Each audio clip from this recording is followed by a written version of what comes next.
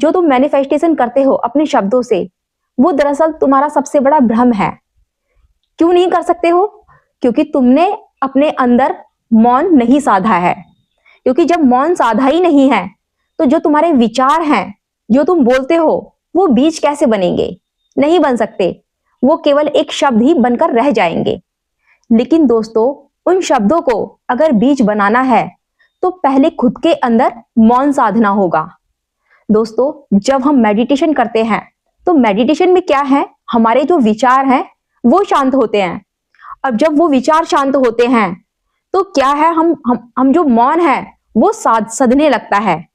दोस्तों, जब मौन सध जाता है, तो जो हमारे विचार हैं वो बीज बनकर तैयार हो जाते हैं। तब दोस्तों वो मैनिफेस्टेशन हो जाते हैं।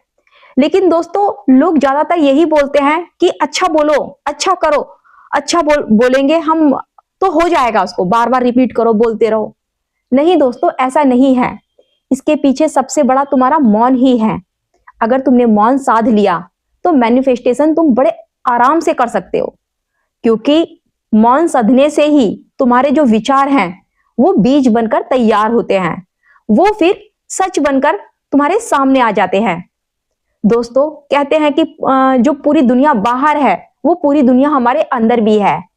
मैं आपको इस तरीके से समझाने की कोशिश करूंगी। इस धरती पे क्या है, 75% पानी है।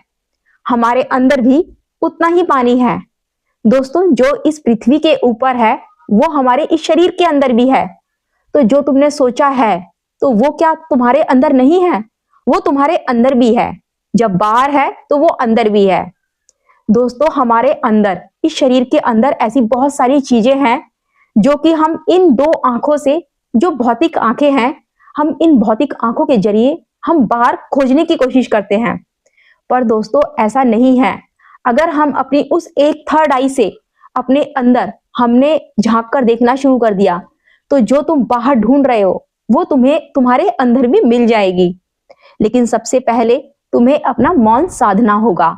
तभी तुम अपने अंदर जो समुद्र है उसके अंदर देख पाओगे। दोस्तों, जब एक समुद्र है, तो समुद्र के अंदर क्या है, बहुत सारा उथल पुथल है, लहरें उठती हैं। जब लहरें शांत होती हैं, समुद्र शांत होता है, तभी तुम उस समुद्र के अंदर देख पाओगे कि क्या क्या इस समुद्र के अंदर भरा पड़ा है। ऐसे ही ये हमारा शरीर है, शरीर भी है दोस्तों। इसके अंदर हमारे विचारों की लहरें उठ रही हैं। ये लहरें हमें कुछ देखने नहीं देती है।